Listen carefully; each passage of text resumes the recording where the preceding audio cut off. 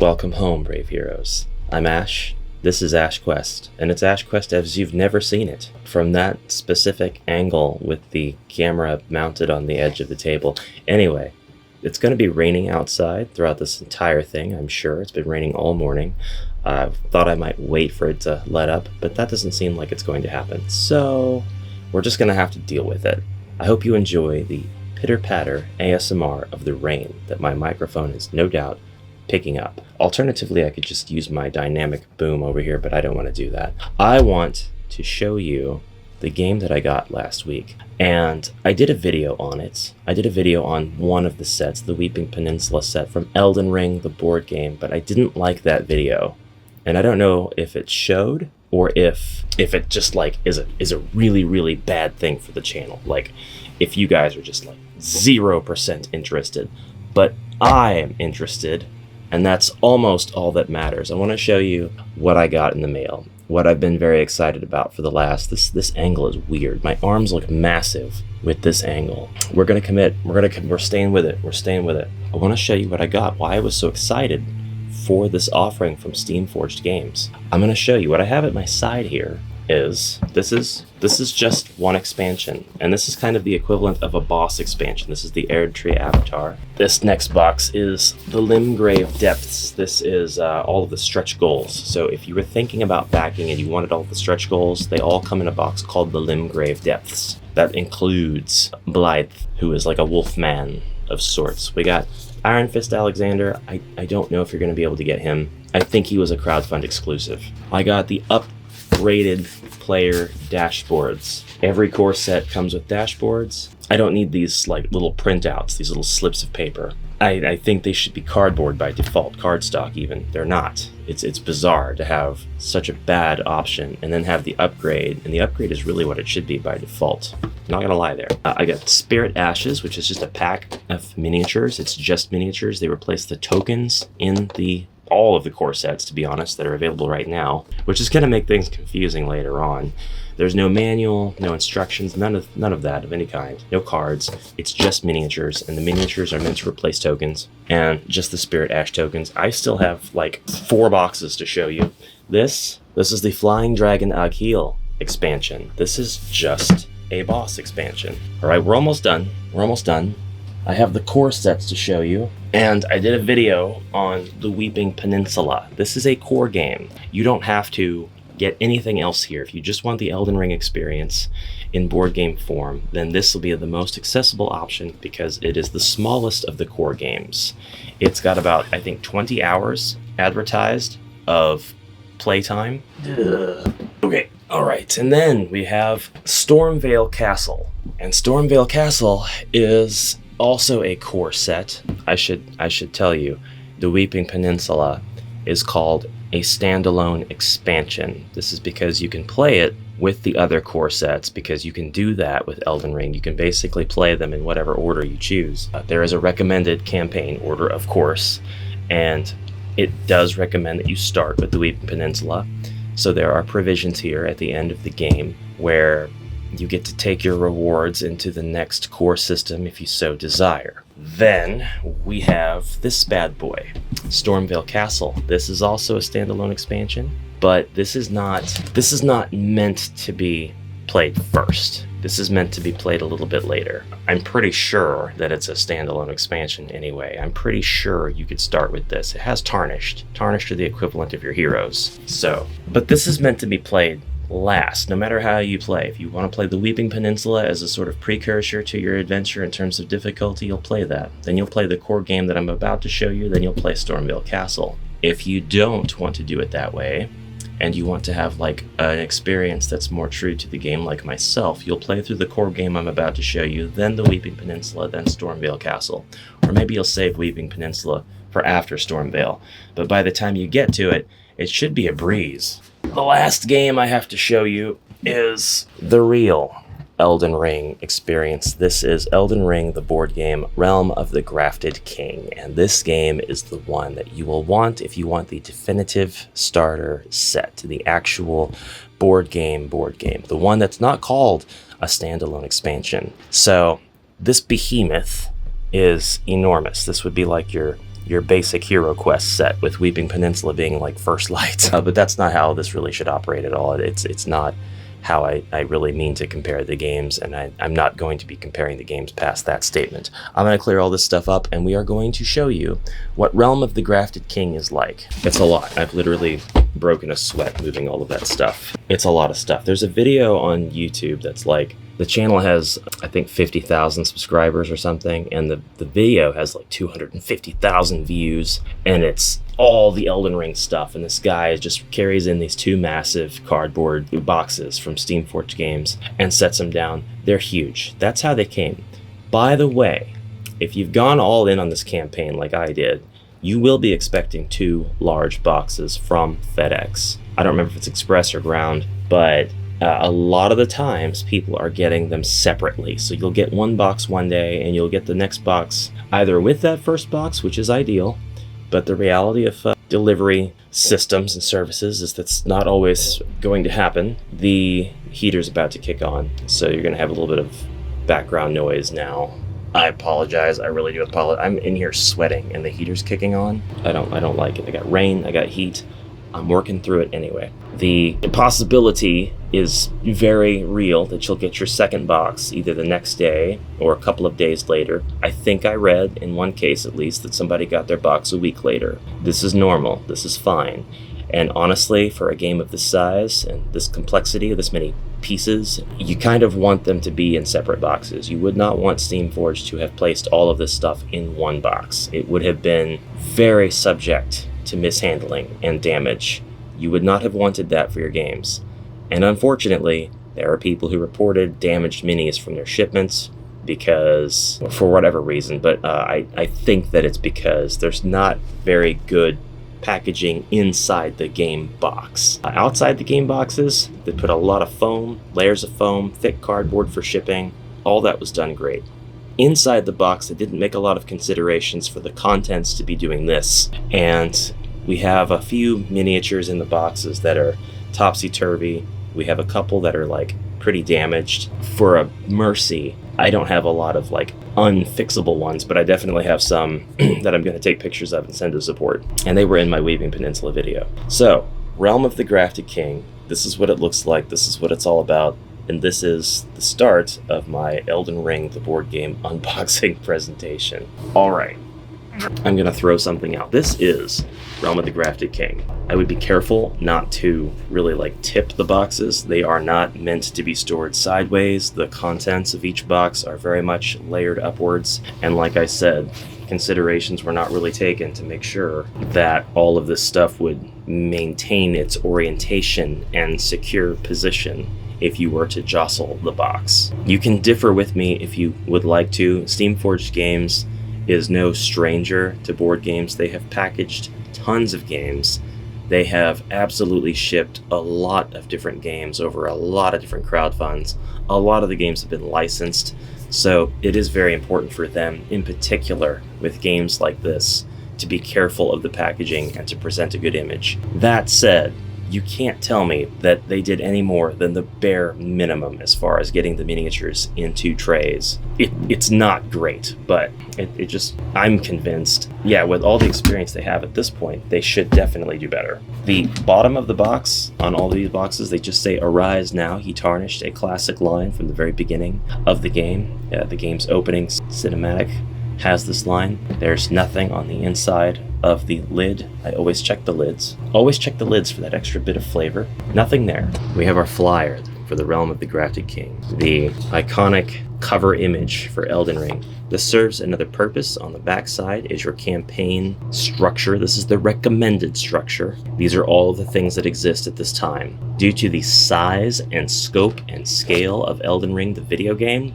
I fully anticipate there to be future crowdfunds that cover more of the content, because this doesn't even cover half or maybe even a third of what's in Elden Ring, the video game, if you count this expansion. But as you can see here, you can start with the Weeping Peninsula. You can move on to, Realm of the Grafted King, and then you can go to Stormville Castle. That's how they would like you to play the board game experience.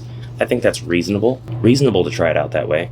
In the video game, you are not likely to go to the Weeping Peninsula before you follow the roads and the sites of grace to Stormvale, but whatever. We are presented with, I'll tilt this from time to time to show you where we're at. We got a tray of miniatures and we have books. The books are numerous, and one of the gameplay elements that I think they were very excited about to have designed it, to present it. It's a killer presentation. However, it's a lot of materials and a lot of cost for books. And before we dig into this game, seriously, I do want to talk about the cost. This is a heavy cost game. For the all-in, all of those 8 boxes, it was something like close to $500 USD with shipping and all, and with the upgraded player boards. Spirit Ashes, Iron Fist Alexander, Limgrave expansion, everything here. Stretch goals, 3 core games, very, very close to 500. But worth it to me because I happen to be at a place where I could afford that. A privileged place, no doubt. However, I would really struggle to pay more than this or even really defend the price. You're paying a lot for the license. The miniatures you're going to find are beautiful. The artwork is beautiful, but all this stuff is licensed, and that's probably where a lot of the cost goes into. So your encounter books, though. Your encounter books look like this. You have A through D. So you have 4 of them. You can accommodate 4 players with these encounter books. They have tables of contents, and they have what look like maps on the inside, but they're not maps. These are for combat encounters, by definition. So we'll take one, for example. There goes the heater's off now, and now the rain's picked up. This is what a typical combat encounter might look like. We have A, B, and C battles, so I believe you'll probably be instructed. I haven't gotten that deep into this whole game system yet, but I believe you'll be instructed via card or via narrative to turn to a specific battle, and then you'll determine via other means or perhaps the same means which battle it's going to be, A, B, or C. Your battle takes place on this page, and the Tarnished, or heroes of this world, the Tarnished will be on one side, the enemies will be on the other, and their behaviors and what they're actually capable of doing to one another is going to be completely determined by the cards that you draw for that enemy's deck or the marching orders. And you, as the Tarnished, will be able to have your own set of actions and your own advantages, disadvantages, depending on the placement in your grid, because some of these areas allow you to, what's that one say? Stand fast, reposition, or land a critical hit. So you have options, and then the enemy's marching order card will tell them they're able to thrust forward or attack an entire line or what have you. So just like the video game, and this is where this whole combat system is derived from, in a manner of speaking, just like the video game, your job is going to be to ascertain what the move set of the boss is and learn how to best mitigate that. Because in the video game the boss has tells because of their animation on their 3D model, you are able to dodge, parry, react accordingly, or act proactively in pretty close to real time. You don't have that advantage when you're drawing cards from a deck, so the idea is really more memorize the kinds of attacks and the kinds of patterns that they have with their attacks from experiencing the boss fight. If you get lucky, or you understand their moveset before they run out of cards, and then you're kind of learning on the fly and you get it all, then you can fight them effectively and win your battles, the first time around. But it's likely you're going to die, and die a lot in the game, and that is where that memorization of what they can do comes into play, as well as your own play style. What's the loadout of your Tarnished? Did you choose a Tarnished who's going to be a lot more melee up front, very personal with their attacks, or did you choose a Tarnished who's going to be a lot more standoffish and heal from afar and cast holy magic at the enemy, or an astrologer who's just going to be totally on the offensive with their magic and try to debuff the enemy and things like that? You have options. You have a lot of options, and although your Tarnished start out in classes, technically, these are all very morphable classes.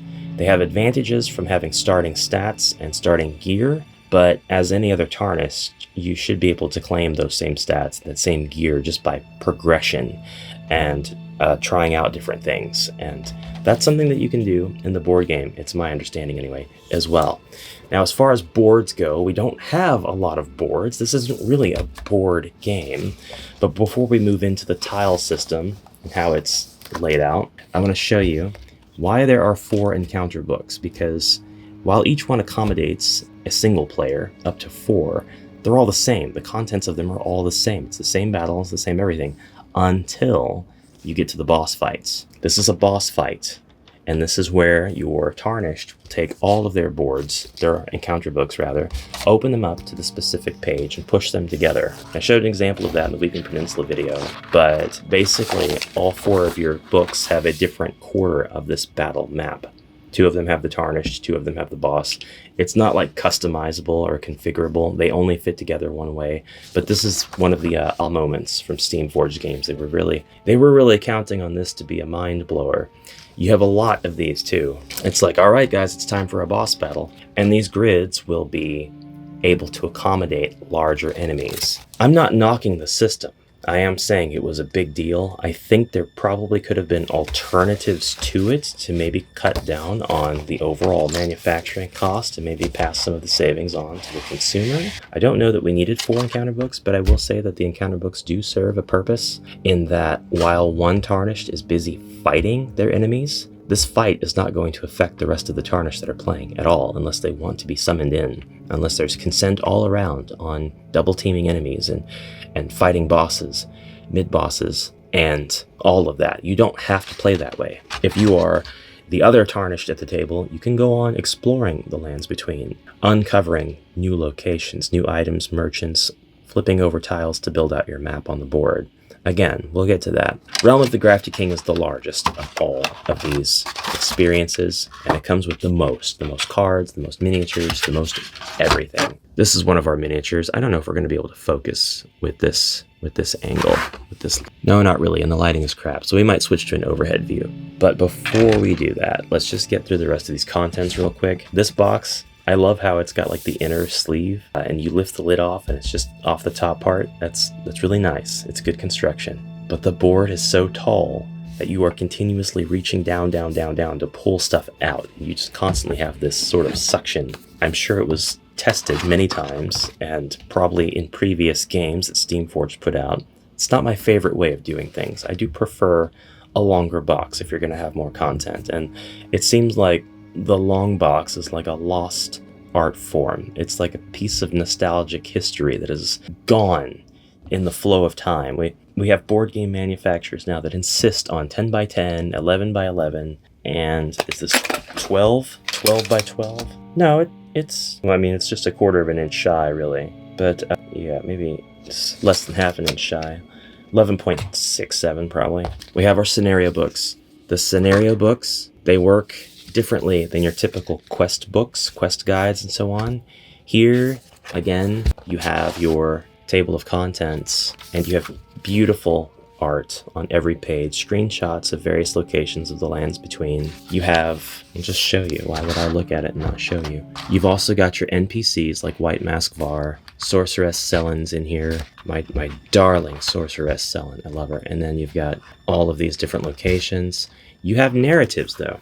Point of this, you have narratives, you have dialogue, you have setup for scenarios. This is the book that's going to tell you, hey guys, it's time, and you get a boss fight, it's time for you to take your scenario books, your encounter books, and put them all together and create this map. Put the boss here, put your guys here, read this dialogue and go. And then your boss stats are going to kind of depend on how many Tarnished you're playing. Now, all that said, the meat and potatoes of this, aside from like enemy layout, is going to be choices that you make. Actually a lot of this is scenario setup, so that's pretty cool. That's more or less the brunt of this. But you do have MP. There's Sellen. I gotta show you my darling Sellen. Here she is.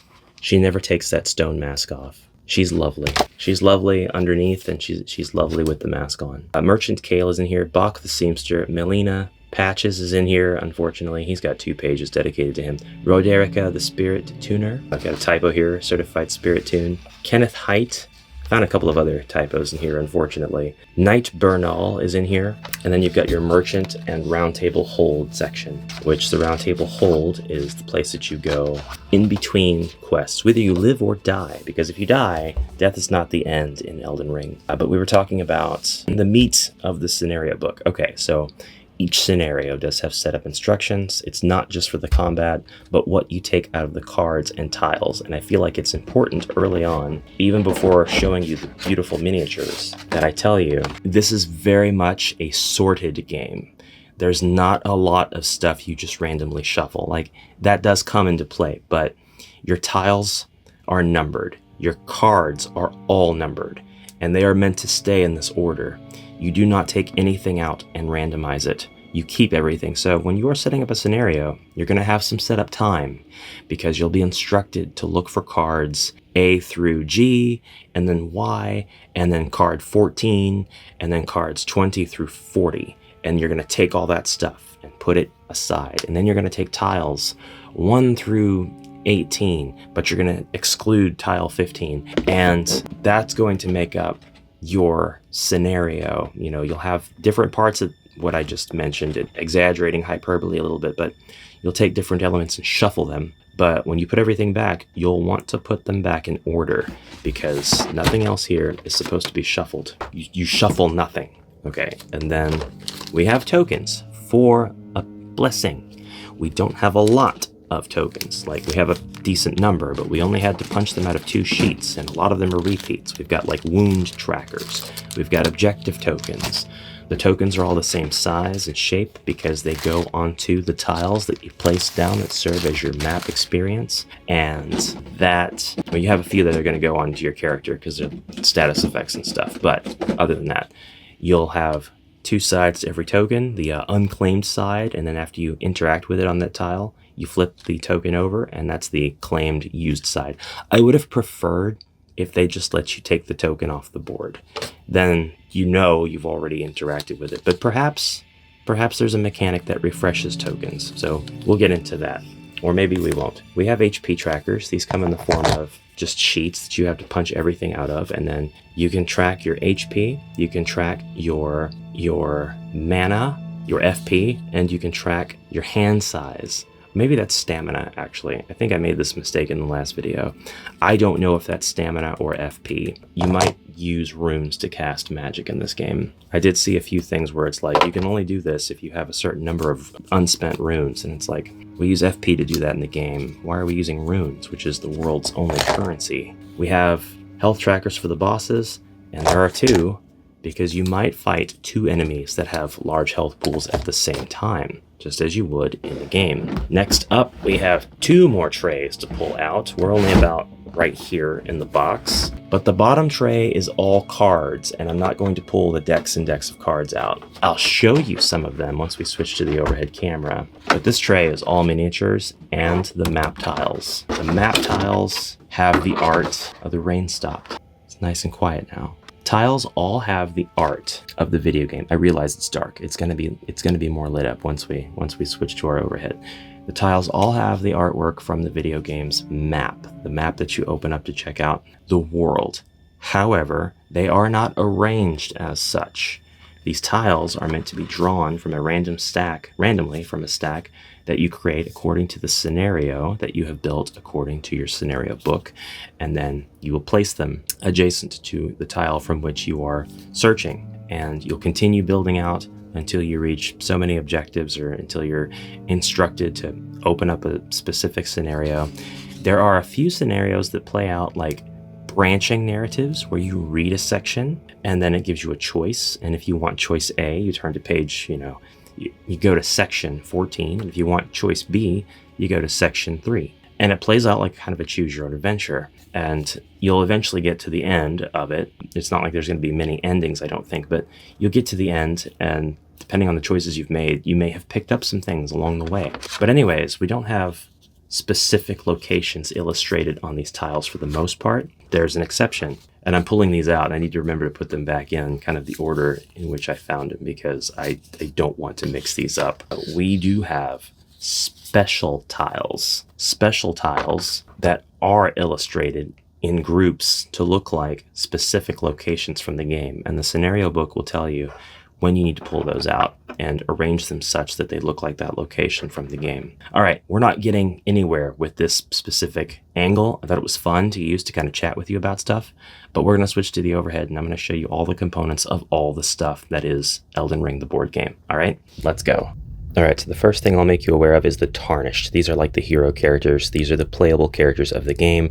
Each core game comes with 4. Across the 3 core games, there are 8 unique Tarnished. Some of the Tarnished are shared between the core games. With this one, we have the Vagabond, which is a very well-rounded attack, defend type character. The Astrologer for your ranged magical needs. We do have a bit of a buckler there. Unfortunately, this mini came just very slightly bent, but the old hot water trick should fix him right up. The Samurai, a dexterous Tarnished from the Land of Reeds, who relies on swiftness and accuracy. And the Prophet, who is able to wield ranged magical attacks with holy and also divvy out some healing to the other Tarnished or summoned spirit ashes. For our monsters, we get 6 of these rats. That's right, 6 of these lovely, beautiful rats, as well as a giant rat. Sorry, there wasn't enough room on the platform to place the giant rat and a small rat and keep them both in focus, but there you go, there's the size difference. Worth noting,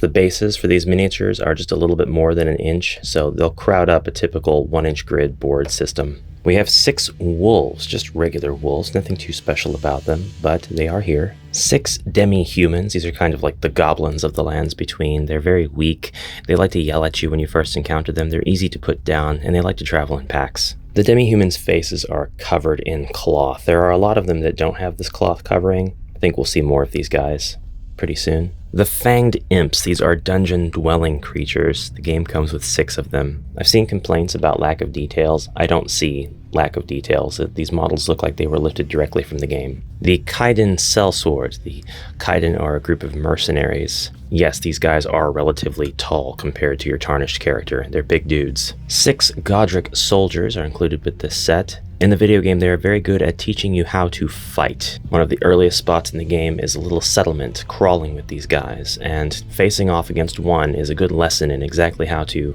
attack, parry, block, dodge, run away. Fighting 6 of them is a good lesson on why to not fight 6 enemies at the same time. There are also Godric Knights. These guys are extra tough. There are only 2 of them with the game system here. Those shields are not just for show. These guys are pretty tough to hit, and they have quite a range because of their polearm weapons. This is the Giant Bat, and the Giant Bat is a creature that inhabits various places in the lands between. You usually don't know that you've come upon them until it's too late. They'll come out of hiding. Once you become more keen-eyed, you can spot them before they unfurl their giant wings, and you can take them out with relative ease. Don't be fooled into thinking they're some advanced enemy, though. The game comes with 6 of them, and it's possible to face off against all 6 at the same time. 1 Beastman of Farum Azula. This is a boss character, at least this early in the game.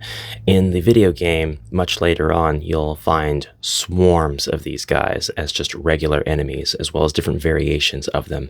The magic casting ones are a complete pain in the neck, and the bones, and the everywhere else. We're going to be getting into some much larger miniatures here, as you can tell from the amount of room they take up on the base, but this is the demi-human chief, and you can start to really hear my mini rotator struggling and rattling on. The demi-human chief is found in various places, in the lands between. You don't see a lot of them. The size difference between the chief and a regular demi-human is just absolutely crazy. Like, how do you go from this to this?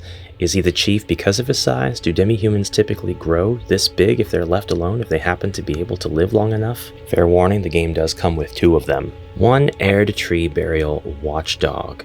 This is a very bizarre enemy that inhabits the dungeons of Elden Ring. You'll see them used as bosses early on, and then later on, they'll just be regular enemies that inhabit the dungeons, and you'll have to fend them off while fending off the other traps and different enemies of the dungeon you're in. They won't even be the boss. The Tree Sentinel. This is the best friend of many beginning gamers who set foot out onto the lands between for the first time in the video game, They go out into Limgrave, marvel at the luscious scenery, are called maidenless by White Mask Var, and then they meet this guy. He's very friendly. He just wants to poke you with his giant halberd, maybe slam into you with his giant shield. His horse can stomp, and that will kill you in one hit. Did I say friendly? No. Deadly. Deadly is the word for this guy. He is a great boss tutorial if you decide to try to face off against him, but you may be doing so dozens of times. The good news is, if you can beat him there at the beginning of the game, you've got a great future ahead of you. The game comes with not one, but two massive trolls. The trolls are pretty numerous in the lands between, especially in the beginning. They're massive creatures in game, of course. You can take them down by targeting their feet and whacking away until they fall down, but they have immense weaponry and usually have insane reaches, so it's best to steer clear of them unless you know what you're doing. You can also find various trolls pulling carriages across roads at designated locations. They have huge spikes through their torsos. This variant does not have such a spike. It's here for combat and combat alone. There are two of them here, but in the game, you might come across a situation where you face off against three or more. And finally, the cream of this game's crop. This is the boss of the entire expansion, a fan favorite character, Margit the Fell Omen. Margit is the one who will extinguish thy meager flame if you are not prepared when you first fight him, or when you second or third or 400th fight him. He is truly the boss that is going to teach you the mechanics, the fundamental basics of dodging, rolling, and getting out of the way when an attack is being telegraphed at you. This is the ultimate monster enemy character to face off against in this game. You're not really able to see the details of his face, so I'm going to get him nice and close up for you and show him off, because this guy is really cool. He's not the easiest to see either. I mean, because his actual very humanesque face is small compared to the rest of his body. You can see right there, he's got a little nose right there where my fingernail ends, just jutting out. A little chin, that's him. He's got a great voice actor. He's a pretty great character all around in the video game. And if you are creative enough to make up your own scenarios, you'll be able to utilize this guy a couple more times as a boss in your experience with Elden Ring. That is, until the next crowdfund campaign for the next batch of games comes out, which I really hope happens, because there's a lot to cover. And now we are switching to the overhead camera. For a mercy, I know I've said that a few times now, nothing was damaged in my realm of the Grafted King box, which would easily be like the most expensive part out of all of this. So I'm really happy about that. We just had some minor bending on one of the weapons that the Tarnished is holding, but honestly, that's not a big deal.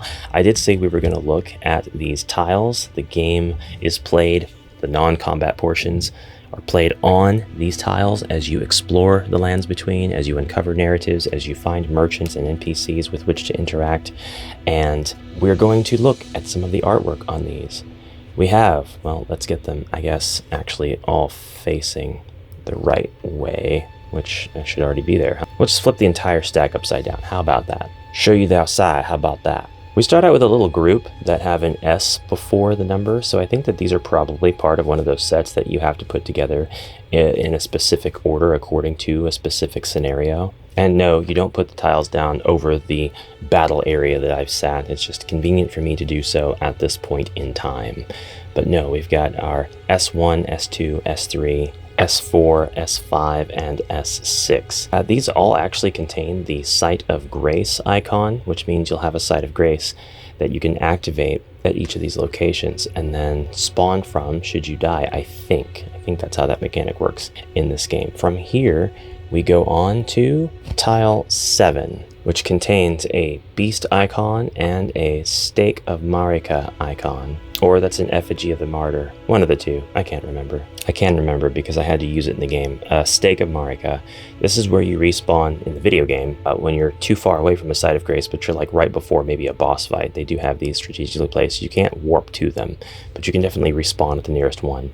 We have a consumable icon here. This is not a consumable, this is a gathering icon. You can gather foraged herbal type goods from those specific sites. We have another Stake of Marika here, as well as another gathering icon, this time for minerals. We have the crone icon, And then we have a skull icon, which is a corpse. And this is unfortunately a gathering location. You gather treasures from corpses. Shouldn't really be that shocking when you consider in games like Dungeon Quest, you simply straight up loot corpses for their stuff. This one's got a hardship, which is like an event. And then it has a spirit spring, which is a way for your horse to jump. Horse, by the way, being torrent, not really a horse per se. It's a very special kind of horse, but it allows you to jump to a tile further away than just the adjacent one. Very handy for traveling.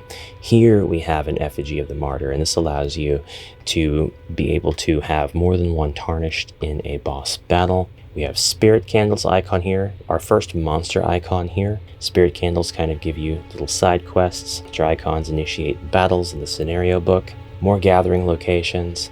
And it just goes on like this with lovely and very familiar artwork that you'll recognize if you've played the video game and you've accessed the map at any point. The various icons on the map tile that are baked on, they don't really mean a whole lot. It's just flavor at this point. The real meat and potatoes is the configuration of icons per tile and kind of what you are laying out and how you're laying it out. We do have these impassable wall sections. However, these could represent things like cliff sides or where there's water, things like that. You can't just go over them. You have to build the map around them in some way, but that does kind of define your extreme. You can't pass these walls. So the art just goes on like that, and we have a total of 61 of these tiles in Realm of the Grafted King. This one actually looks very familiar. This just looks like it's right over the ravine that leads up to Stormhill from Limgrave's initial starting area. So you might wonder at this point if this goes into Stormvale Castle. No, this actually does not go into Stormvale. Stormvale, being a giant legacy dungeon in Elden Ring, actually has its own game system, its own box, and its own set of enemies and Tarnished and everything. We've basically looked at everything now except for the cards, and cards isn't really something that I consider to be super interesting unless we are like explaining the fundamentals of very interesting game mechanics, and they're just like crucial. Cards usually are, but I mean, they're a subset of the game experience. I'm going to show you some of the cards and we'll move on. I'm going to place this giant box back on the table so you can peer down into its abyss. Its abyssal depths. You can't really see it, but like there are many card dividers that came with this. Each one sticks out just a little bit above the rest of the cards, as dividers should. You can barely make out the text Vagabond, and the dividers are just tall enough to be underneath the top of the tray. So when you have everything stacked, it's not going to bother the divider. This is a really good system. This was a really well-designed system for all of this. I will say that you're not going to be able to sleeve these cards and put them back in this box. Not going to happen. It does not allow you the room to do that.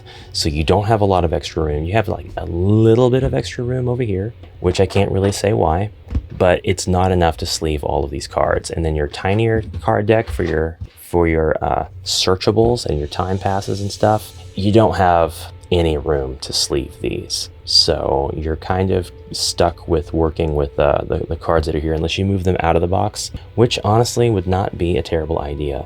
So to show you what kind of cards you do have the Gathering Icon cards. That's a dragon skull with a curved horn, by the way. It took me a minute to figure that out.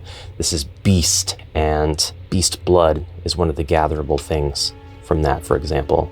So you'll have beast gathering locations. You can get lumps of flesh, all kinds of visceral, disgusting things. In some cases, very useful. The items in this game are for crafting beast liver, crafting items that you will learn from crafting recipes. And then you're able to take these items that you search for and craft them. Our corpse cards have things like Smoldering Butterfly. These are usually butterflies that are congregating around the corpse. It's not like he was just carrying them in his pocket, you know. We have a few different things here. Cracked Pots, which are really useful as weapons, temporary consumable weapons. Human Bone Shards. Yeah, we're actually taking bone shards. And Lump of Flesh. Some of these assets are reused across different gathering types. We've also got Flora, which is our like herbal supplements and things we'll find out in the wild. We've got the Golden Sunflower, for example. More Human Bone Shards. You just take them right off the flower. That's the best place to get your Human Bone Shards. Herba, which can be useful for crafting healing items, and you've got your ruins. I said mountain earlier, these are ruins gathering locations, and there's plenty of ruins in the lands between. They're not necessarily like dungeons. Sometimes you just walk by a ruin and you can pick up all kinds of stuff from the ruin. We have mushrooms, we have, again, beast livers, more stuff that you can only find at the ruin, like poison bloom, grave violets, and then other stuff that you can find in multiple locations. You'll notice that there are symbols on each of these cards, like black square or black triangle or red square, and these kind of contribute to that ingredient being able to be used in different recipes to craft stuff. Sometimes a recipe will just call for like black square item, and it doesn't matter what that item is. So in this case, the actual item is a flavor to the text. Murmurings of the Crone is a card that you get. It's double-sided, and it's got the same picture on both sides. There's two of them, so it's really more something that you're gonna affix to your character. Platform is still spinning and it's noisy. Here are our crafting recipes cards. You can craft bone darts with one yellow circle, one red circle, and one black circle. Stanching boluses, swarm pots, fire pots. You'll notice that there's no text on any of the stuff that tells you what these items do. Rainbow stones, neutralizing boluses, fated pots. These are all basically going to be ranged weapons or things that cure you of status ailments. We have rune cards, which are basically the equivalent of treasure cards, but instead of treasure, it's just runes. So runes are the currency of the game. We have 5 rune, 10 rune, 20 rune, 50 rune cards, 100, 200 rune cards. We have Stake of Marika cards with numbers indicating 3+, 4+, 1+. They have the same information on both sides. And we have our consumables deck, which is a little bit different from the crafting and gathering decks. These are things that you are actually making the item and you are able to use the item, such as glowstone. And now we get a description of what this does, because this is the consumable card. You wouldn't get the description on the item recipe card. Here's where that description comes into play, and these are the actual cards that you'll be using.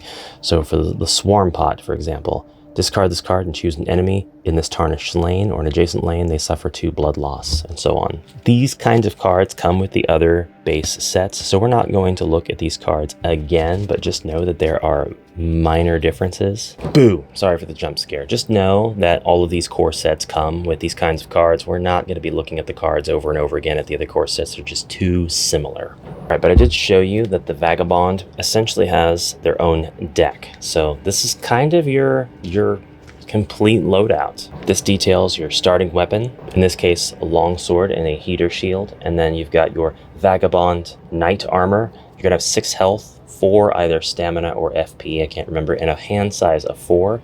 Very important when you are determining how many cards you need to have in your hand as options for when you are fighting. And then you've got your combat cards. Again, all of these are numbered at the bottom. They're not things that you're going to be shuffling until you are instructed to do so. Yeah, you will shuffle the combat cards, but like at some point in the future, you may be told, hey, grab combat cards 14 through 89 out of the vault. That's again, a bad example, but more or less, that's something you're going to be told.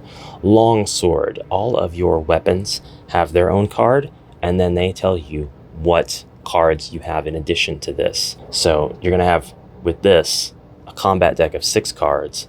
3 of them are going to be shove, and 3 of them are going to be heavy strike. And you can upgrade this for 25 runes. Next up, we have a lot of attribute cards. I don't know what these do, but they'll have various attributes on them, such as strength or a common. So that's it, just the entire loadout of cards for that class. Very handy, very useful, very necessary to play the game. There are a deck of trait cards.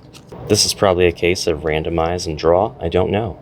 But we have different numbers in the upper left corner. Presentation skills failing.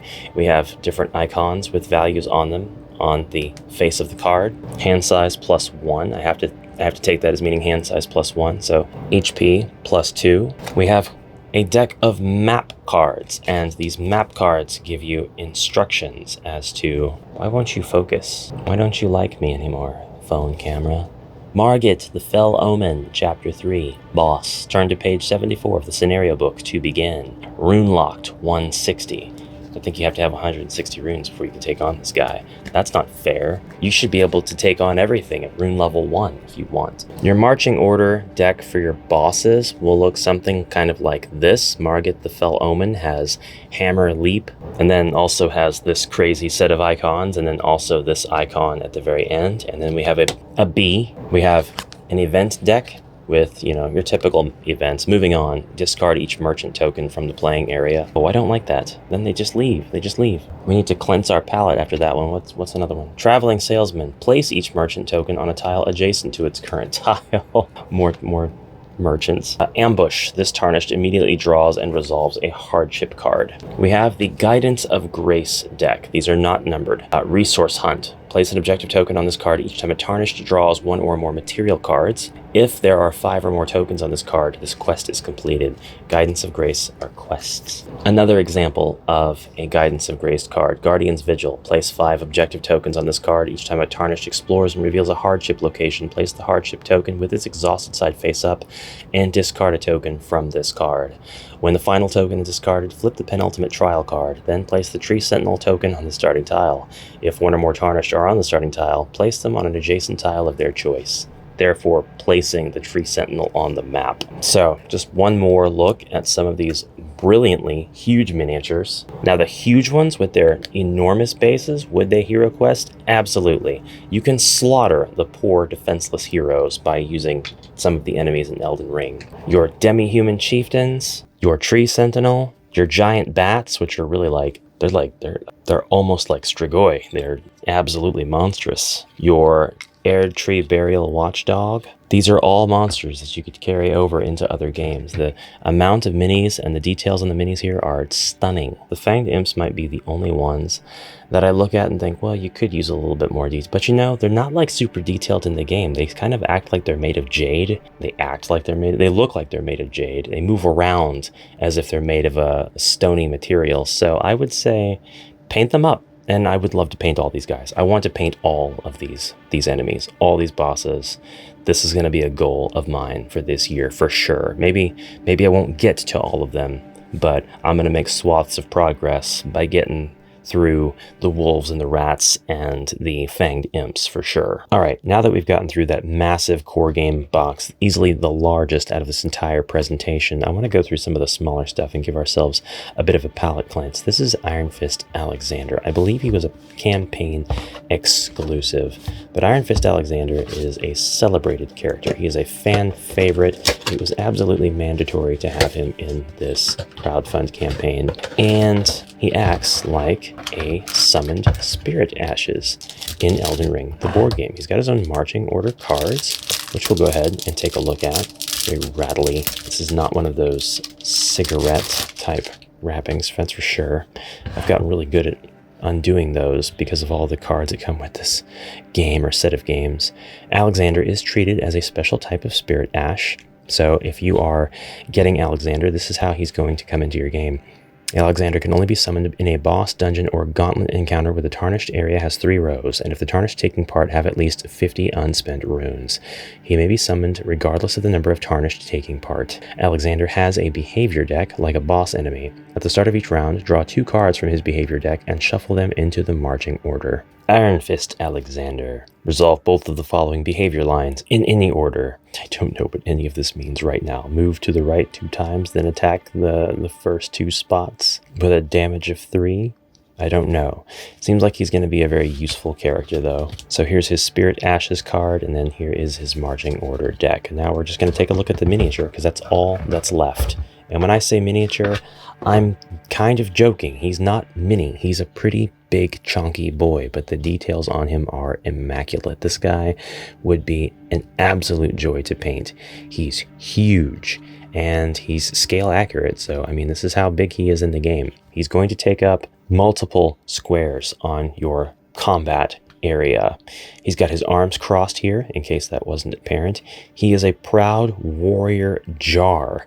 That is a thing in Elden Ring. There are jars stuffed with the bodies, bones, and blood of warriors, and they take on their own personality, and to heal themselves up and bolster their own strength, they take more bodies into them. And this is a good guy, if that tells you anything about the world of Elden Ring. Okay, good story time. Good talk. Let's move on to the next thing. Oh, somebody asked me if the cards would be a snug fit in the player boards, if it would be able to accommodate cards with sleeves.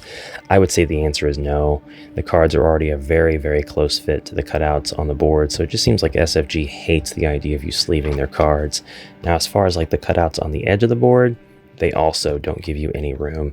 It not only would be a snug fit for just an unsleeved card, you're not going to be able to put a sleeved card in any of these things. Now that said, if you're playing with just like the regular player board, this is the upgraded one that's 3-dimensional and has cutouts across 2 pieces of cardstock that are glued together, then it's not going to be an issue. You can sleeve your cards, you can place them directly on the board, you don't have that inlay to worry about, and these aren't like cutouts on the regular player boards either. The dashboards are just straight, flat, wobbly pieces of high quality paper, and you can just place your cards around the edge, so it should be fine.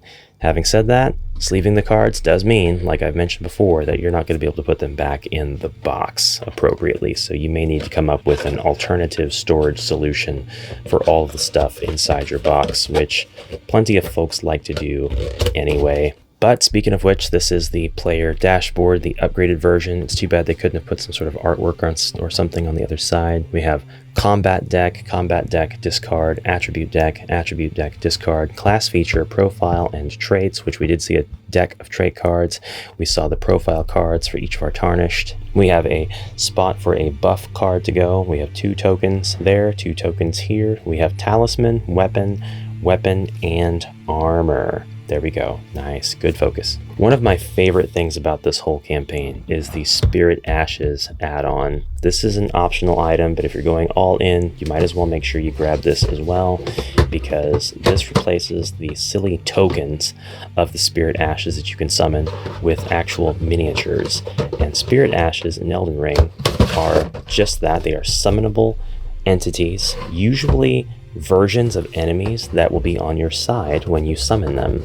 We could do with a lot more summoning mechanics in various board games, but these are the exact same sculpts as the enemies that we've seen. They are just cast in a slightly translucent, spiritual, ethereal material. So we have our wolves, and when you summon the wolves, you actually summon 3 of them, so we have miniatures for all 3.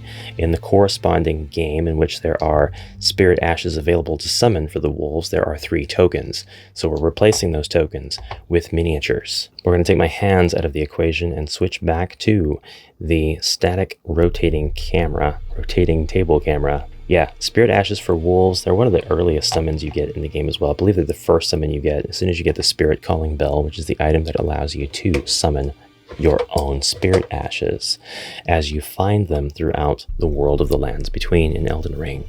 We have rats as well, and you can summon multiple rats. These guys, when they gang up on you, they are really a pain.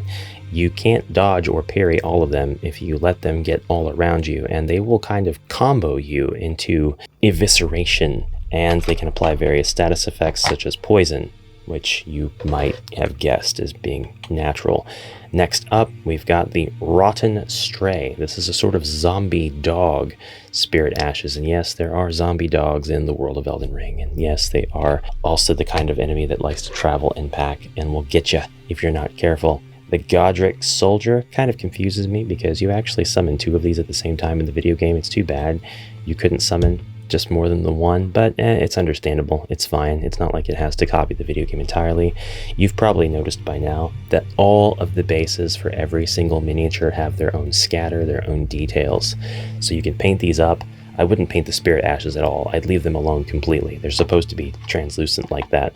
But for all of the regular miniatures, you can paint them up and you can really detail those bases if you want. This is the Kaiden Sellsword Spirit Ashes, and every Spirit Ash basically has a pretty unique purpose in battle depending on the type of foe that you're battling, depending on your combat situation. So it's not like one is definitively stronger than another every single time. You have advantages and disadvantages to summoning specific Spirit Ashes or groups of enemies, groups of Spirit Ashes rather. We have the Fanged Imps, and there are 2 of these guys, and they can be pretty attacky. They're quite low in defense though, so if they get taken out, they'll get taken out quickly. Next up, we have the Winged Misbegotten. This is from the Weeping Peninsula. And yeah, again, the Spirit Ashes box replaces all of the Spirit Ash tokens from across all of the game content, the multiple boxes from the board game. Kind of a weird way to do it. Instead of like having upgrades included in a... Yeah, I don't know. I don't know of any other way they could have possibly done it. I just know that the Spirit Ash box is pretty cool, regardless of which campaign box you get, so it's worth getting whichever one you want as far as campaign, and then grabbing the entire box of Spirit Ashes, regardless of whether or not the Spirit Ashes are going to be available in your specific campaign. In other words, some of these are available in each of the campaigns, but the entire box is for all three. This is a demi-human Spirit Ashes, and then we have one of these lovely grafted hawks. In Stormvale, they like to graft things, and that means attaching things to other things, living or not. This one does not come with hair. There we go. Then this abomination is born. It has knife on one talon and barrel of explosive on the other. Dangerous. Definitely not a fun enemy to hang out with or fight in the game, but having them as a Spirit Ash, totally different dynamic. I will not say that anything is a nightmare to put back into its tray. It's all relatively pretty easy to put back, but it can be time consuming, and then putting the trays back in their respective campaign boxes is kind of a pain. I got to the end of my Realm of the Grafted King reboxing, and I'm just like, why? Why do I have lid lift? Everything went back in fine. Where is it coming from? So that's a mystery that I'm going to have to solve now before I can reliably stack anything on that box. I have to show you the Erdtree Avatar expansion next. This is one of those boss expansions. I want to preface this by saying that Steamforged Games are in love with this idea of just having a box with something enormous in it. They are, after all, the developers of the Monster Hunter board game or series of board games. There's a ton of content for Monster Hunter, and with each release they find a way to stick a giant monster miniature into another box. So if you're into Monster Hunter, I think it's Monster Hunter World, I could be wrong, then there's a lot of board game content to get. Likewise, Elden Ring is full of potential for these giant enemies, monsters.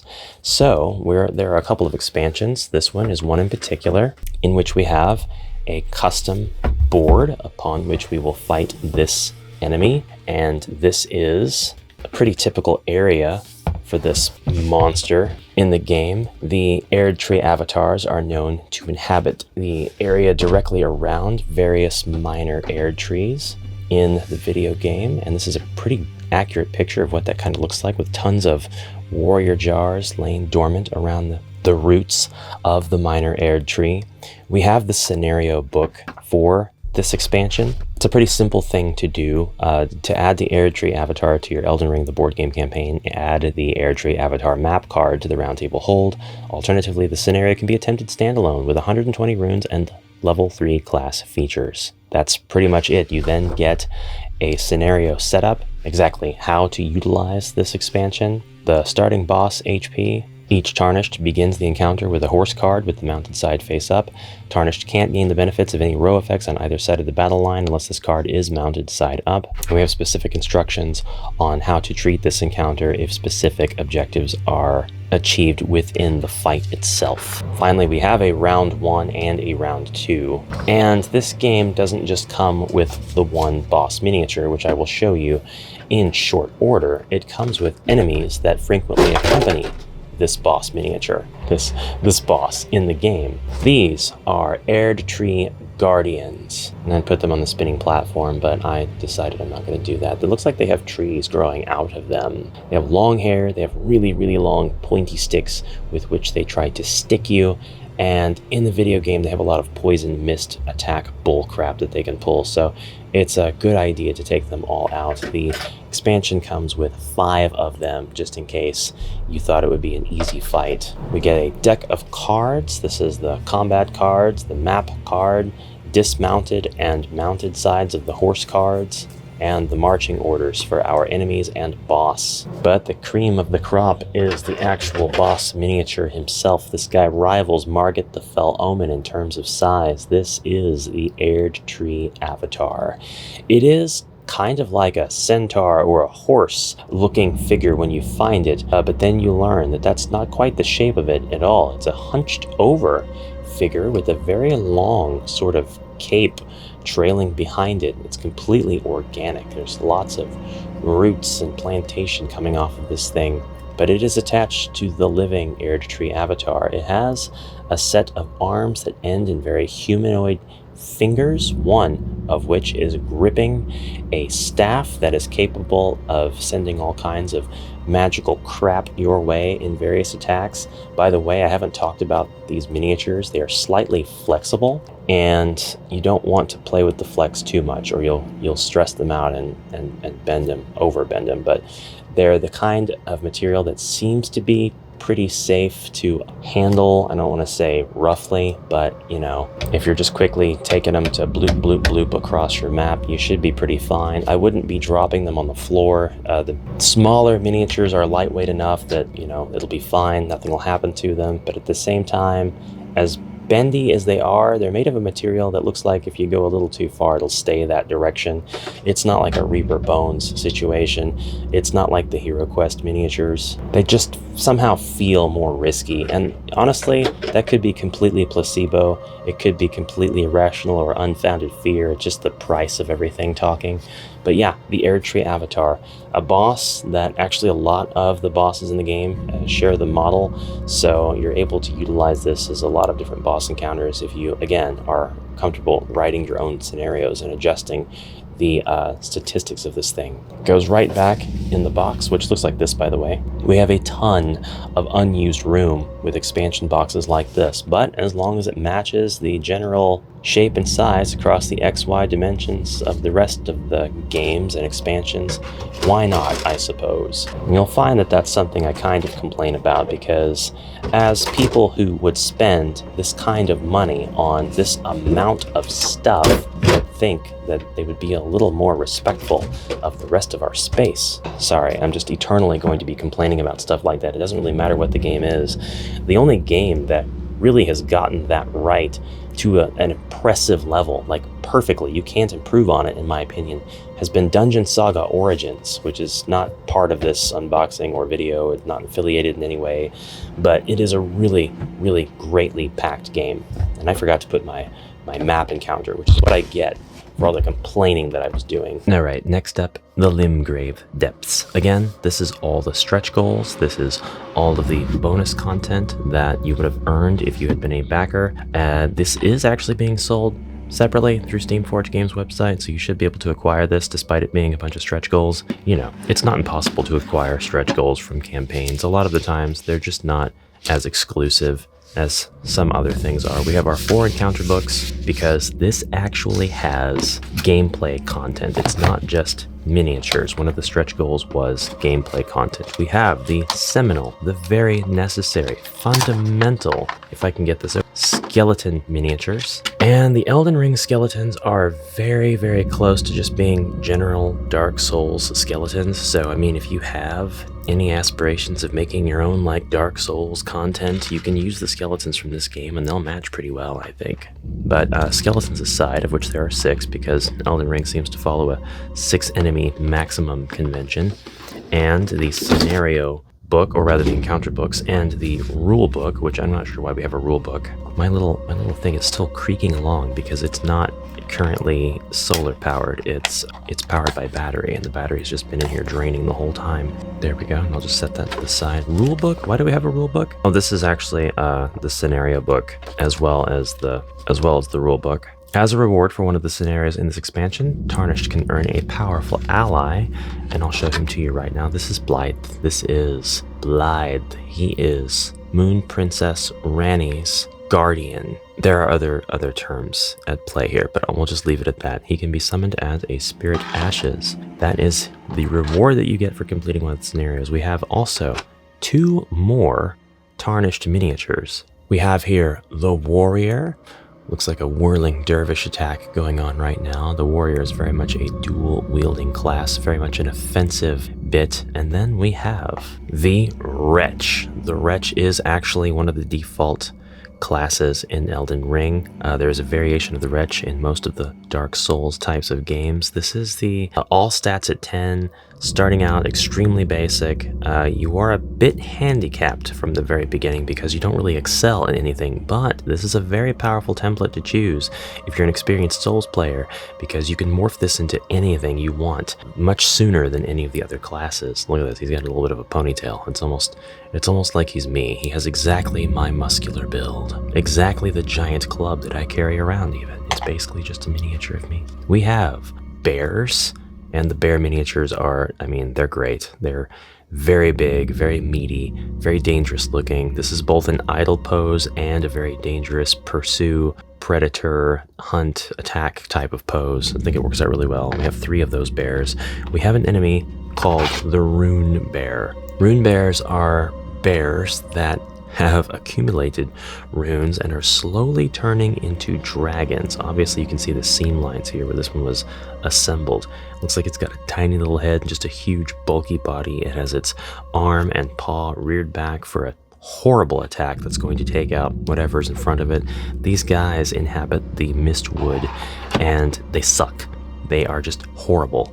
There is a part in the video game where Patches has a treasure chest next to him, and you go to open up the treasure chest. He's like, yeah, as a reward for sparing my life, why don't you go open that chest? And you open it up, and you appear right behind one of these guys. It's fantastic. Really makes you just want to kill Patches every time you see him.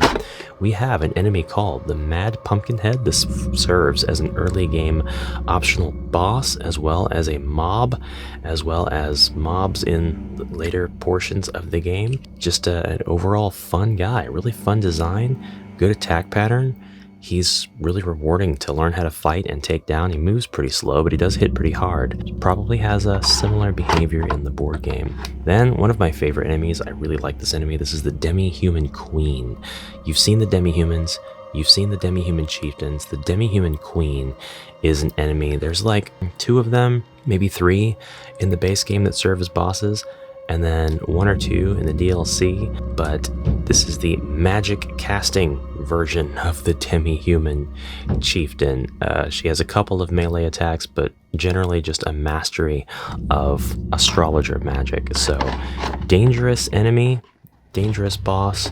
We have a bunch more tiles that we can use for this adventure through the Mistwood. 54 tiles to be exact. And it looks like I've shuffled them up a little bit, so, or actually I did not. I'm gonna have to fix that, but that's not a big deal. 50 tiles isn't a whole lot to really have to sort back through. We have the same symbols that we do in the base game, so just minimal amounts of learning anything new should we choose to tackle this scenario. This should be like 10 to 15 hours of gameplay, I think. This might be the 20, but I think this is the 10, and just adds on to your general experience with Elden Ring.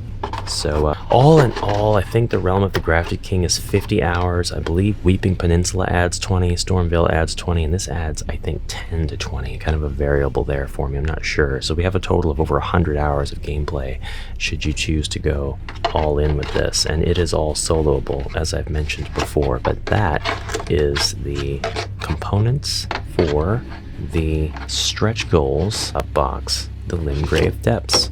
Aptly named, and yeah, you really have to mess with positioning when you put everybody back if you want to make sure that your protective upper lid goes back on where it's supposed to. You'll know very quickly if it doesn't, because one of your miniatures will start to bend in a place it's not supposed to bend, just like when Cable threatened Deadpool's friend in the middle. Will you please get where you're supposed to go? I really don't like that. That is a con for me. Having to have exacting placement?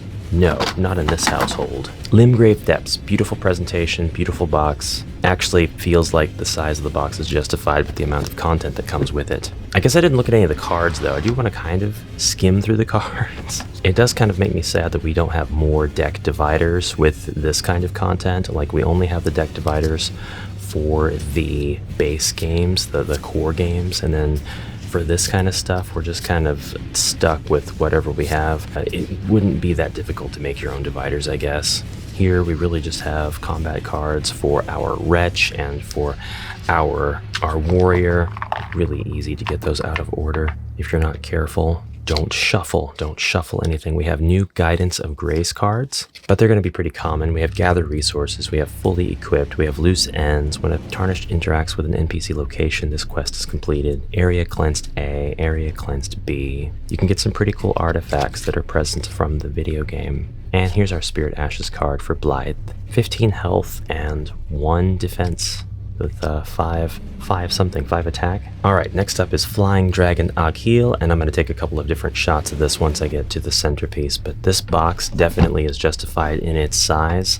The ironic thing is that it actually doesn't come with very much at all, but I go back to my Monster Hunter comment here. What's in this box definitely justifies the size of the box, and we'll get to that just in a second. I've technically done a video on this. I did a short if you haven't seen it, kind of comparing the size of what's in here to Hero Quest stuff. We have 1 battle board, and it is easily the largest out of all of the battle areas in all of Elden Ring, across all of the expansions. It's enormous. I hope that we get a bigger one depending on a future, well, numerous future hopeful expansions. We have 11 columns, 6 rows for the enemy, including actions such as Armored, Dash, Dismount, Critical Hit, and Dismount, and we have only 9 of these columns, but 3 rows for the Tarnished, with Move, Reposition, and Standfast/Defensive Move keywords. We have a scenario book that instructs you how to add this to your existing game. We have cards, we have diagram, and Flying Dragon Agheel is going to take up 9 of these squares. So far it seems pretty manageable, right? Seems like he's not going to be super huge. He's only going to take up 9 squares, just a 3x3 grid. Well, that's how much space his base is going to take up. Yes. Here are the cards for him, the marching order, and we've got moves such as left leg stomp, right leg stomp, charge, wing slam, furious bite, tail gore, tail spin, flying drop, Agheel's flame. We have a lot of different cards for the attacks. We have a protective cover, and then de Coupe de Gracie. This is Flying Dragon Agheel. He has his own theme. All the dragons actually use the dragon theme, and the camera's not doing justice right now because of the size. But I mean, if you're used to the size of my hands and miniatures in relative perspective, then you'll get it. This is right now the largest miniature I own. This is the biggest representation of a monster in any tabletop dungeon crawler that I own and am likely to own until some future potential expansions come out. The level of detail on this thing is fantastic. You can see every individual feather, every individual scale.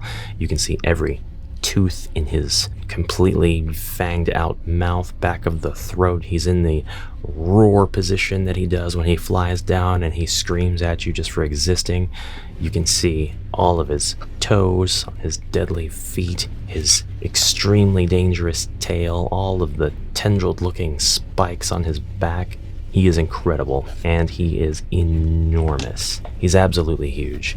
This is pretty much the scale of this monster relative to your Tarnished in the game, so it's pretty accurately scaled too. This is a very large enemy. He might actually be a little bit smaller, but it doesn't matter because he's pretty dang close to being the correct scale for the relative size to your Tarnished. But the point of this whole box is this guy right here, this extremely big dude. We'll place him right back in for now, and put the cards back, and put the annoying plastic cover back, and put the second annoying plastic cover back. This will help you with exact positioning, by the way. Gotta spin him just a few degrees around there. And we'll put back the game's largest battle board so far. I really wish they would reuse, consider using one large and just reusing that instead of making several. It would really cut down on having to store resources, and then these could be blank spaces, and then they could use tiles with these keywords on them, and in the scenario book they could instruct you to place these onto the board.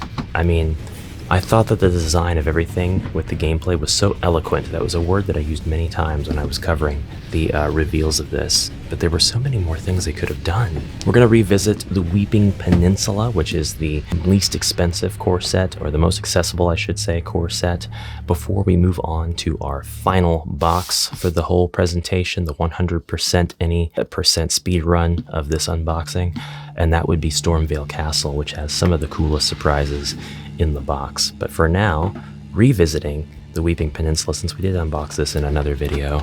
But it's pretty simple, and we'll go through pretty quickly here. We have our 4 encounter books like normal. We have our rule book and our scenario book, and these are the books that contain all of our quests and all of our setup and everything that we need to actually play if it's our first time playing, which is great because this is designed to be an experience if it's your first time playing. We have a set of miniatures that represent the dangerous and disgusting Weeping Peninsula. We have the Rotten Stray. We have 4 of those, and we have 6 of these. Misbegotten, very creepy enemy, very scary, has a lot of beast-like features on it, and that's precisely why they're so dangerous in the lands between. This is a heretical trait. This is something that ties whatever exists that has the trait to a time before the Elden Ring's current state.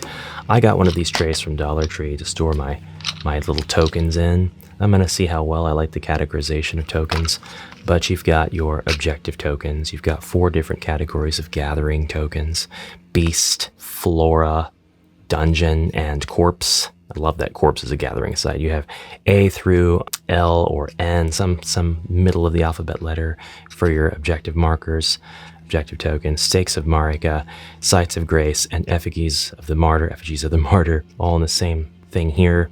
Your hardship tokens, your enemies, and then your spirit candles and crone and merchant tokens over here.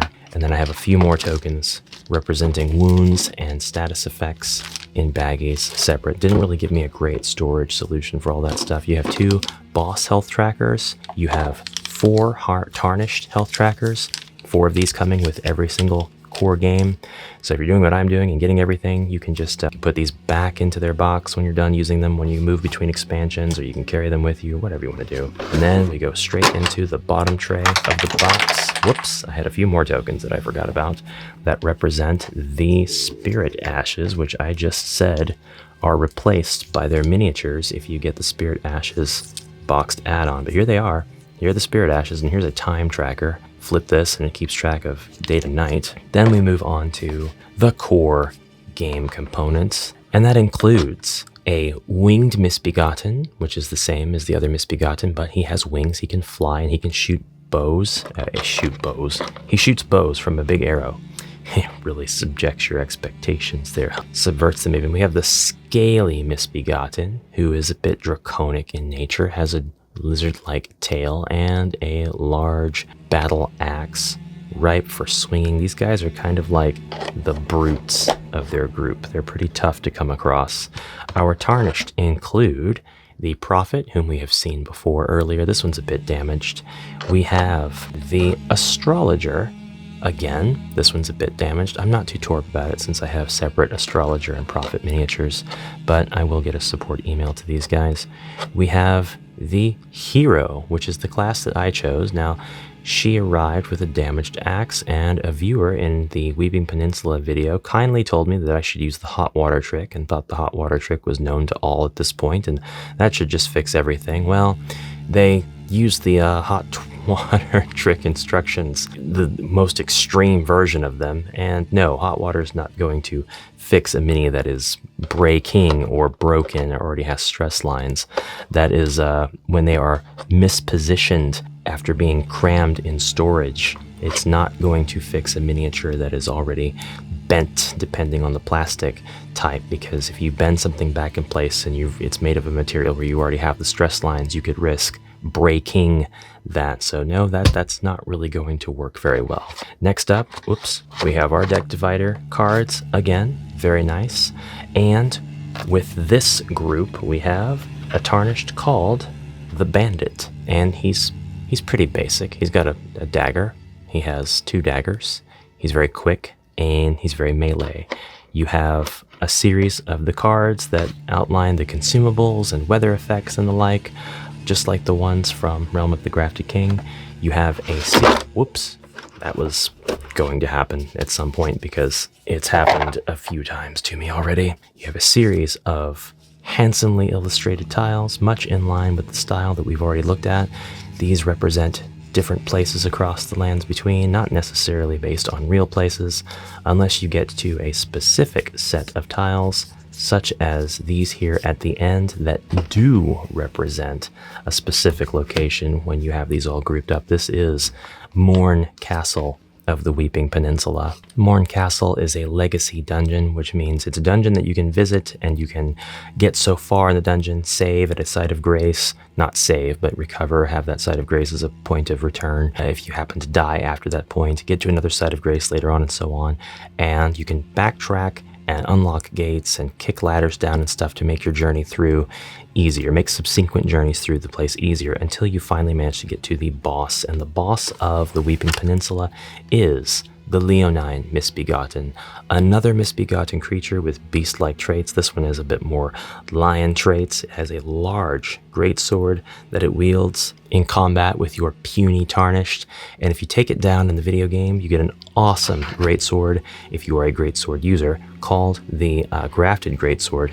And it's the same in the board game. If you decide to carry over your adventures from the Weeping Peninsula expansion, standalone expansion, then you will be able to acquire this weapon. I fully intend on taking my hero after I hopefully get a replacement from SFG, which of course I could just glue this one back together, but you shouldn't have to repair your own game components because they were damaged in shipping. And yeah, this is the Tarnished that I chose as my starting Tarnished in the video game. And I did get the Grafted Greatsword once I had it, and I took that thing to end game. I loved that weapon. It's one of the ugliest weapons that I've ever seen in my life, but I still used it religiously throughout my strength build playthrough.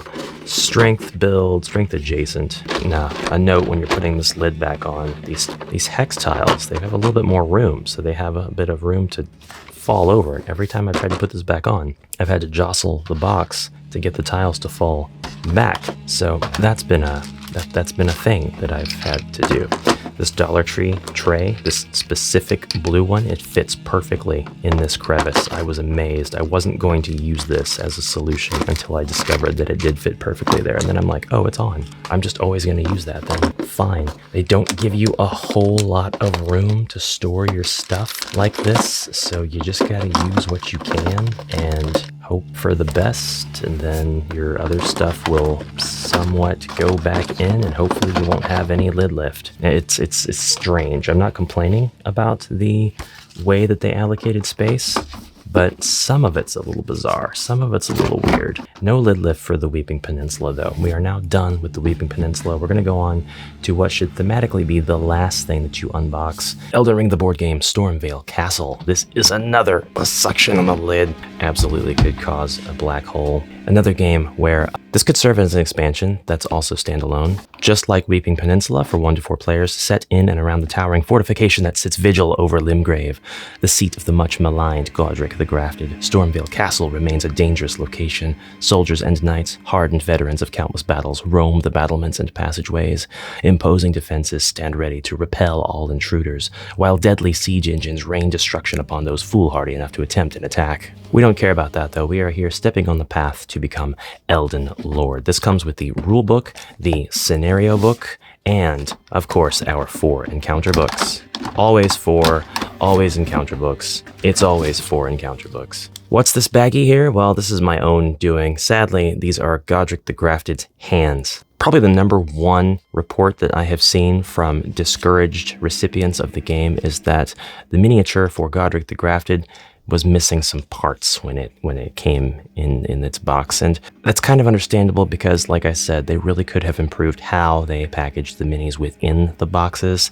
They are subject to a little bit of clearance whenever there is any sort of jostling, so they will move within the box, unfortunately. That's not to say that everybody's experience is the same. I'm not saying just because that's how mine was, that's how yours is going to go.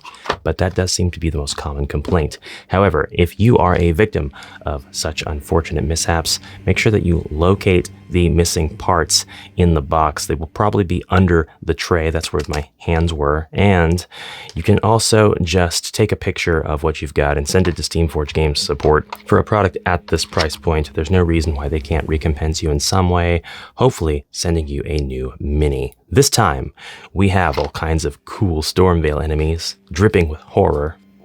These are exile soldiers, and they're not exactly small, weak fries. These guys employ a different variety of tactics to end your infiltration of Stormveil in the video game. By the way, as much complaining as I've done about the clearance and the trays and all of that, at least the miniatures are pretty easy to remove from the trays. That's a pro and a con, I guess.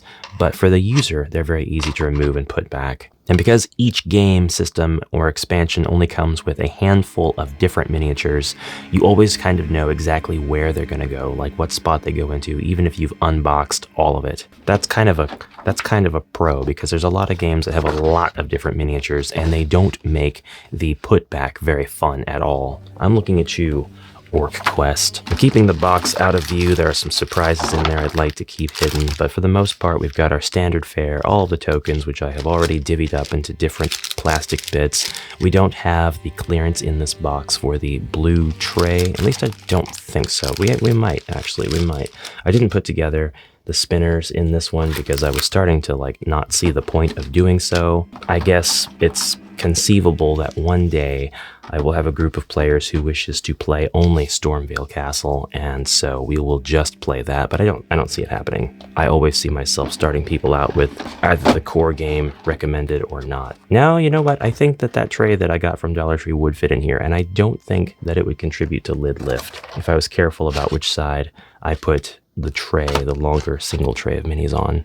All right, we can go ahead and just dig right in. We have a bit of a strange configuration here with an L-shaped tray that comes out, a whole bunch of cards that I have not bothered to unpackage, more card deck dividers, which is great, and then we have our tiles, and I do want to take the tiles out and show you because they're not going to be the exact same artwork. We'll get a look at that boss miniature here in just a second. First, I'm going to show you the Tarnished, and I get to show you the Prisoner, who is a dual-wielding, looks like he's going to be a triple wielding. He's got a little bit of a magic ability, this guy. He's got a staff, spear, and he's got a sword. And you can't really see it from the angle in my camera, but it's there. He's got the prisoner helmet on, which is like a whole metal mask that goes around the entire head. It's like a cowl, and it's welded on there. So the prisoner has a pretty grim fate in the lands between. Fits right back in his little spot. We get back the Vagabond. Looks so cool. Awesome pose. Really, really like this miniature. Heater's kicked back on, but we're working through it. We're working with a different microphone today. I usually use my Beacon dynamic mic. Nobody cares, but if you do care, it's dynamic, so it really only picks up what's right in front of it, and that's why I have that microphone so close to my face in talking head videos. This is the Samurai making a return. So we have our 4 Tarnished and the 4th one. This is the Vagabond. This is the Vagabond. I'm not going to edit that out. That was an honest mistake. I picked up the miniature knowing what this comes with, but this one is the Vagabond. This miniature is the Confessor, and I would know that if I ever mained a Vagabond or a Confessor, but I mained a hero and I mained a Wretch. And I mained an astrologer also as well. I have 3 playthroughs. I have 3 concurrent playthroughs of Elden Ring, the video game, not the board game. I have not played the board game at all.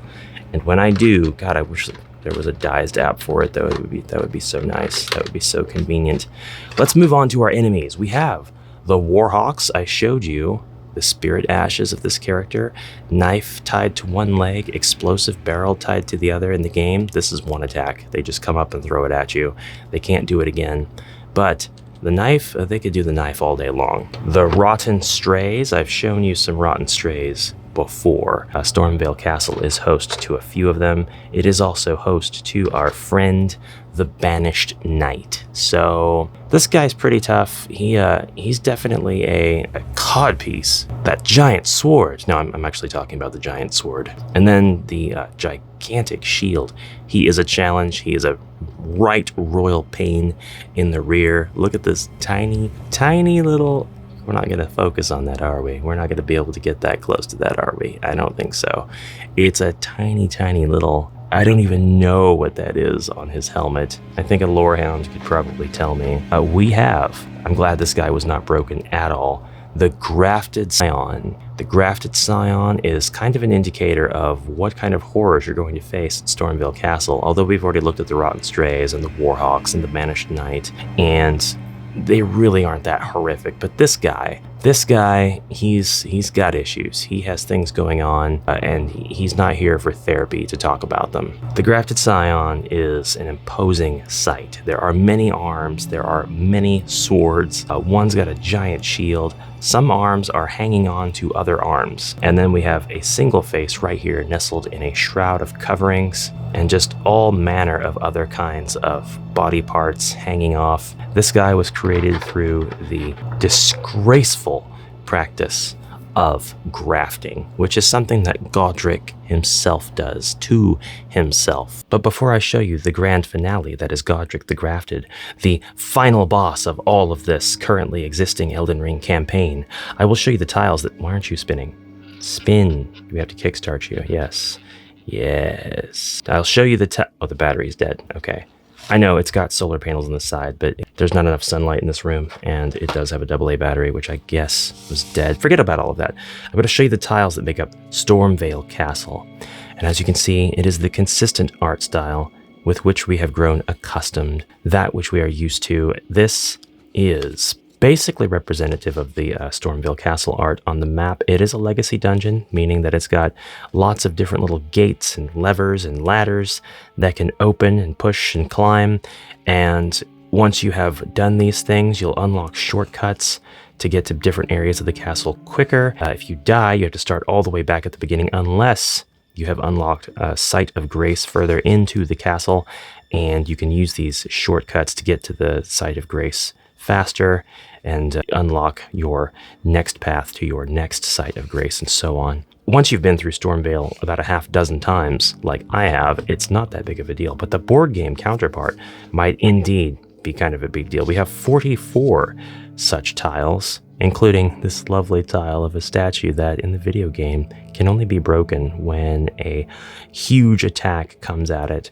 Actually, this looks like a very familiar spot in the game. Kind of led me to wonder if there was a pre-baked configuration of tiles, such as in the Weeping Peninsula when we build Morn Castle.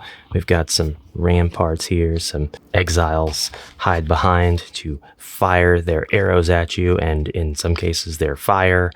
And I bet we have special rules for all of that too. We've got Ballistae, which, yeah, they also rain down great arrows upon you in the video game version of Stormvale, so this comes as no surprise. I'm sure there's special rules for those things. I don't see any tiles that kind of look like they would go together in a configuration, but I am very curious. So we're just going to sneak a little sneaky peek in the rulebook. And I realized that when I set these down, and after I've kind of jostled them a bit, they are not turning to all face the same direction, and yes, it's driving me absolutely crazy. I'm going to have to go through and fix all of that. The scenario book opens up with a 12-section choose-your-own-adventure style narrative, and then we go straight into the scenario setups. We have all of our regular scenario types, the gauntlet, exploration, and yes, we are getting a lot of tiles to retrieve from the tile stack in order to make up the playing area. The tile stack, our dungeon setup. I just kind of skimmed through here, but I didn't see any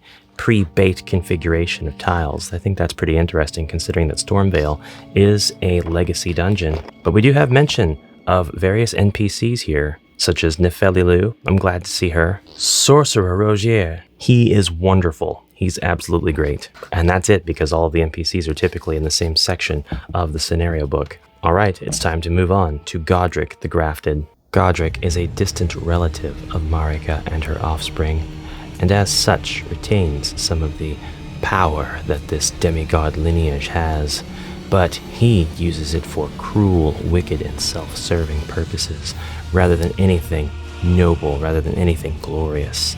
He has grafted countless parts unto himself with this wicked art, and as you fight him, he will graft the head of a dragon onto his arm, the head and neck, and This goes on for quite a ways. You can actually see here the unfortunate arms that he is missing, which I have in my little baggie from the start of the video. You can see his handsome face, very tiny, very, very tiny on this massive body.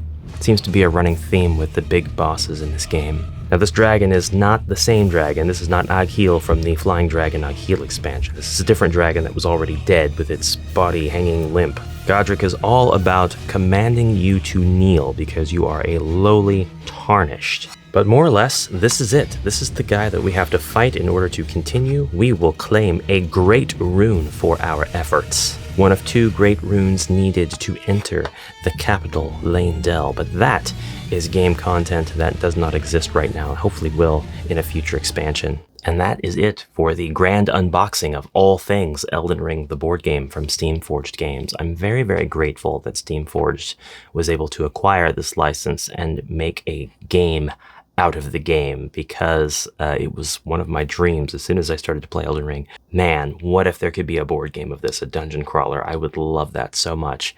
And there is, and I'm sure that there were like 100 ways to do it, and I don't know if SFG has chosen the best way, but that's fine. It's something that I'm looking forward to playing on solo mode once I finally get on my kick where I actually play these games instead of just continuing to buy them with my free time. Running out of room anyway, and this game is definitely something that has caused me to downsize my collection as well as do what I call super boxing, which is taking an expansion or stretch goals box and taking the contents out and putting it in the main box so that I can take the extra box and dispose of it, move it out of the way and use it for something else, or just generally not have to have that space there so that I have more space for games.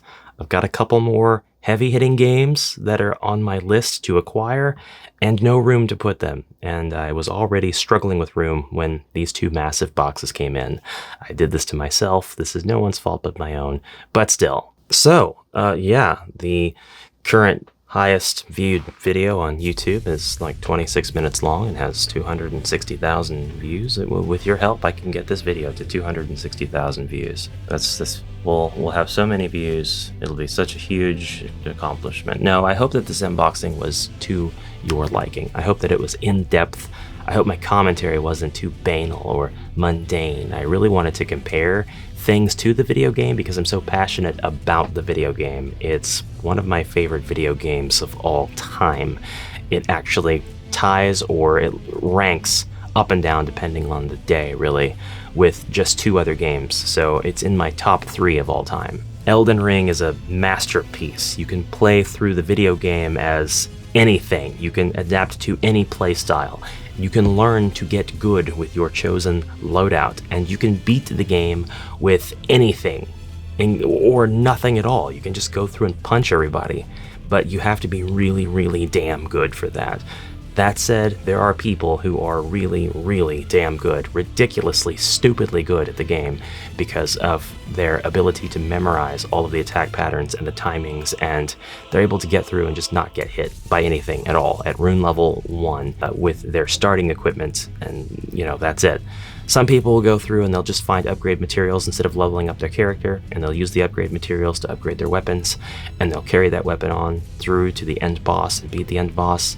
There are people who have beaten the game with a dance pad. Yes, people who have danced around on a Dance Dance Revolution machine in order to map the controls to the different functions of a typical controller for Elden Ring and beat the game that way. There have been some crazy, crazy accomplishments with this game. Its staying power has been unreal.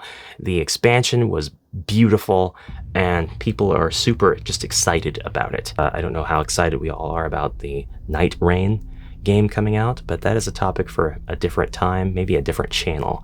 For now, I do highly appreciate what SFG has done for me by making this game, and I know I had some little cons here and there, but those are in the spirit of honesty. Those are in the spirit of, I hope they can learn from this and do better. There's my heater kicking on again.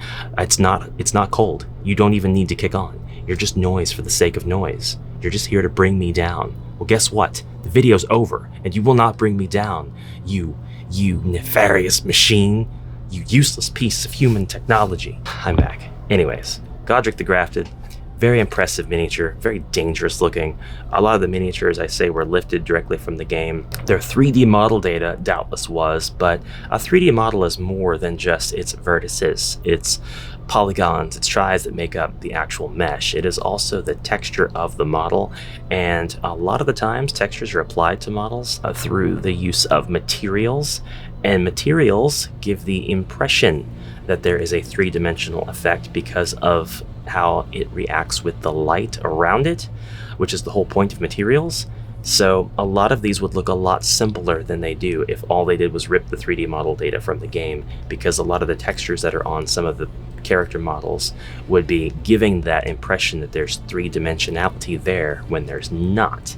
So I can say with certainty that extra work was applied to each and every model to bring out the accuracy of that model from its video game counterpart. Something else I wanted to point out before I go, it's very unfortunate. His little leg is actually snapped right there, so I've got to super glue that. I got to super glue his hands back on. I'm not going to make that into a support ticket. There's just no point. The miniature is beautiful. I don't want SFG to take a hit on that. I probably will get replacements, hopefully, for the couple of heroes that got damaged in the Weaving Peninsula.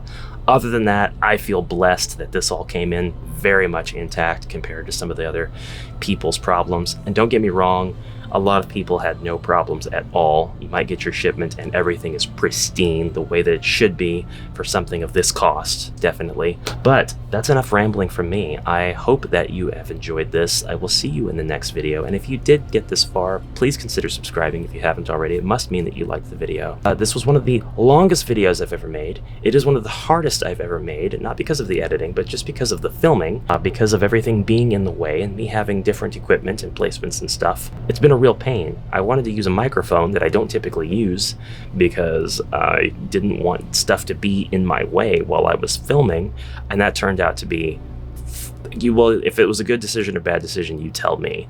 Anyways, I hope you have a fantastic rest of your day. I'll see you in the next one. Till then, bye, brave heroes, for now.